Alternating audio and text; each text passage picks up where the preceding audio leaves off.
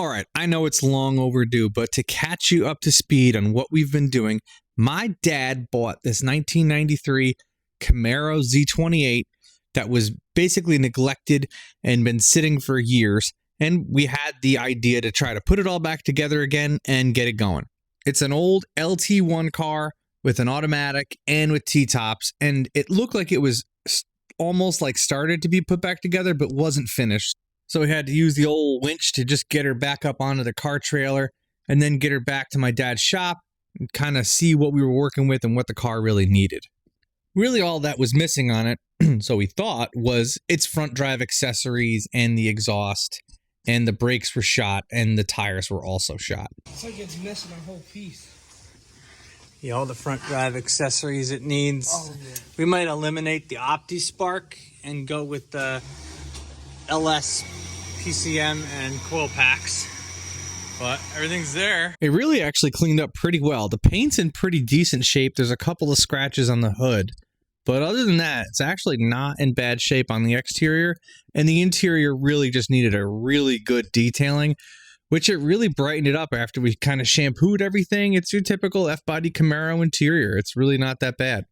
These are all the parts that the car came with, and most of them were actually still good, so we were able to kind of piece everything back together to put it all back together to see if we can get this thing to fire up. It needed exhaust welded up, and then we gave it a whack.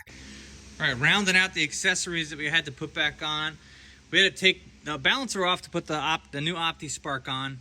Got a new water pump, AC compressor, power steering pump, and put the alternator back on. All that stuff came. Most of it came with us when we got the car. I still got to round out radiator and stuff, but if you look inside, after a nice cleaning, I mean, the thing looks a heck of a lot better than it did. It's relatively clean. We got to put a radio in it, but this thing's like a time capsule. Take it back to the 90s.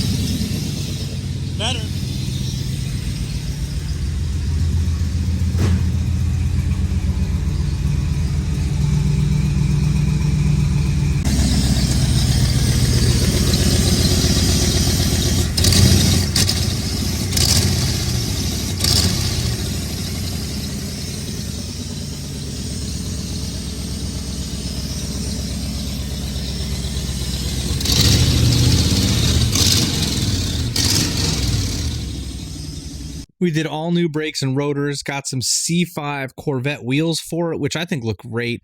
It definitely has an exhaust manifold leak. We have to find out where it's leaking in there somewhere. I think it has a vacuum leak somewhere or some type of weird misfire with the OptiSpark, but we're going to take it for a test drive to see. There's a couple things that we got to sort out on it, but I think we're pretty close to actually having this thing be a really good driver.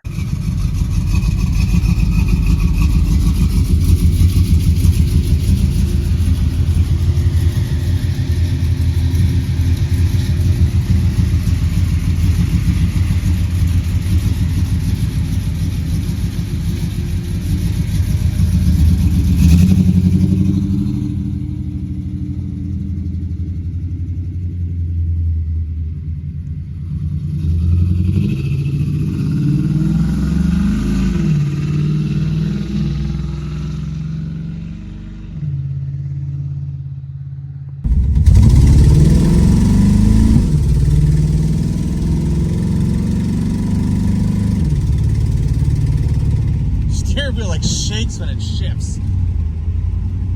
For just $25 a day, you can help save this old shit box too. No, just kidding. Check out lowboostfilms.com. I have a bunch of different merch on there, from hats, t-shirts, mugs, coasters, you name it, as well as a bunch of car parts and tools that may not be Chinese materials that I've tested that I know work well. So check out lowboostfilms.com.